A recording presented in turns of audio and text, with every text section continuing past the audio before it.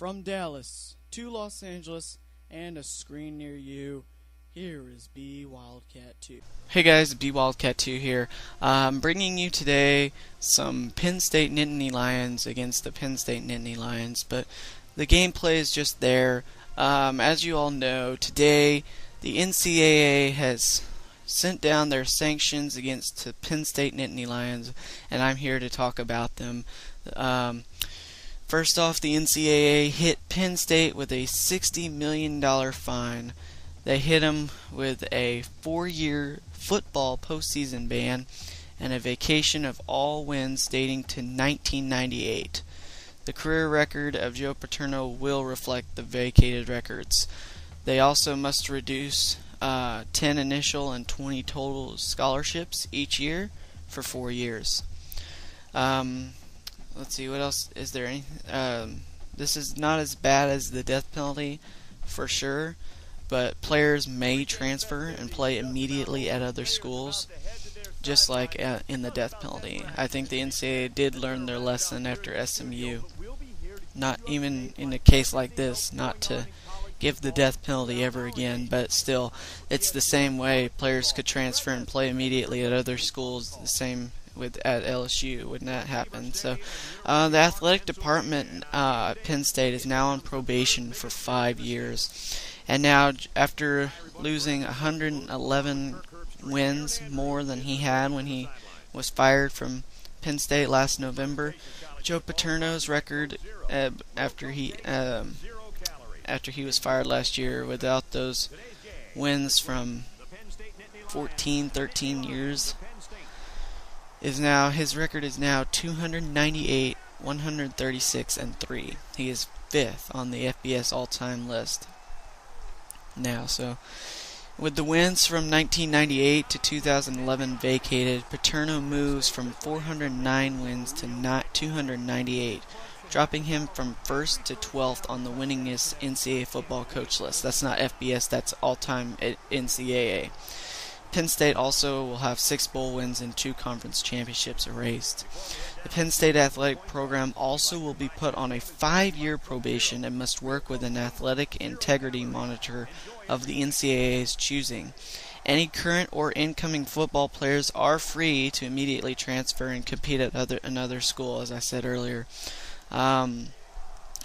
It says the Big Ten fully supports the NCAA's actions, saying in a news release it is condemning and censuring the school for egregious failing on many levels, morally, ethically, and potentially criminally.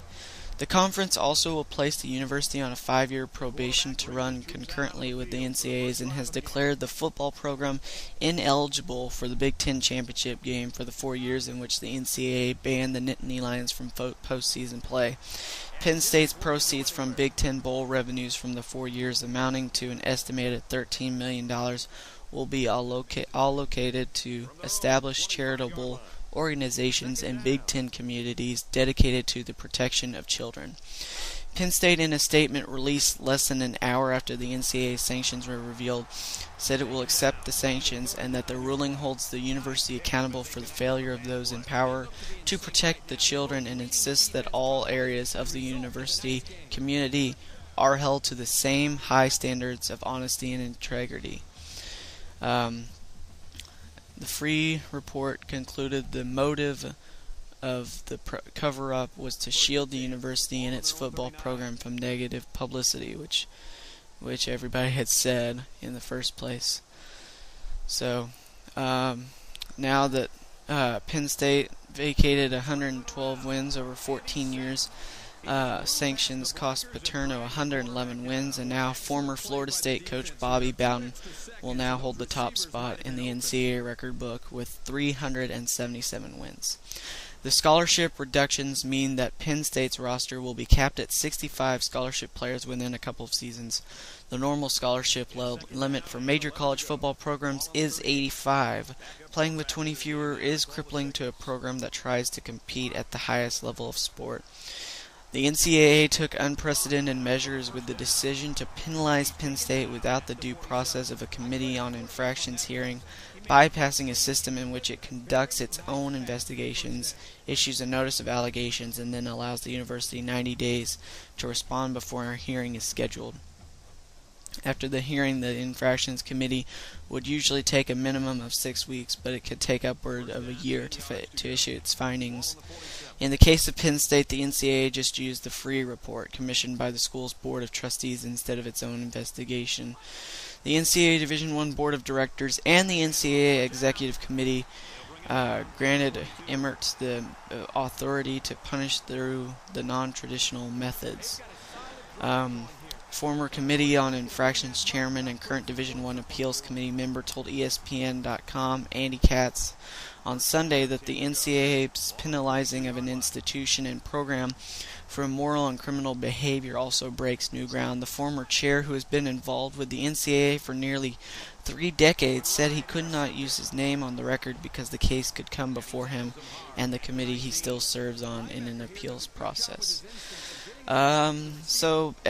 This is a lot to take in, I know, but basically, to sum it all up, the NCAA has issued a $60 million fine for Penn State.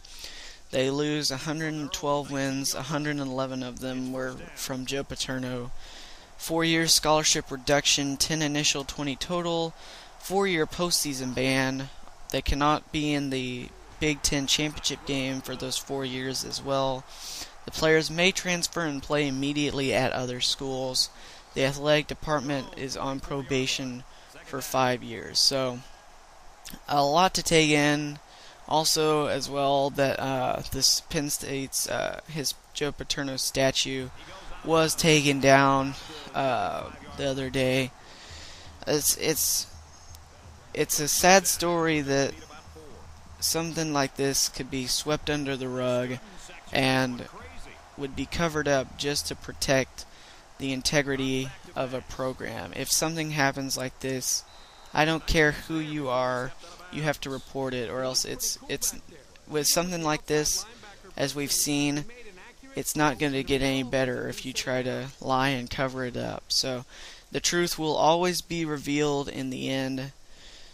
So it's better just to come clean and admit that you did wrong, that these were going on, the abuse in the showers was going on, and that you're not proud that it has happened, but that it's something that you have to deal with, and we can all get through it together. So anyway, that's just what I wanted to bring you guys today. I just wanted to talk about the sanctions that the NCAA has put on Penn State.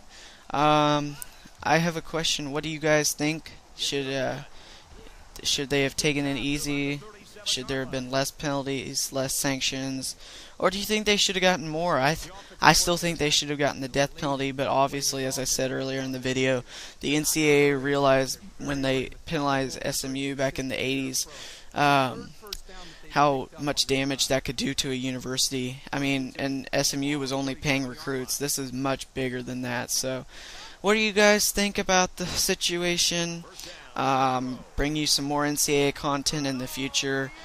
But as for right now, I am BWildcat2, and I hope you guys enjoyed the video. If you did, give it a like and comment. Tell me what you guys think. Alright guys, I'll talk to you soon.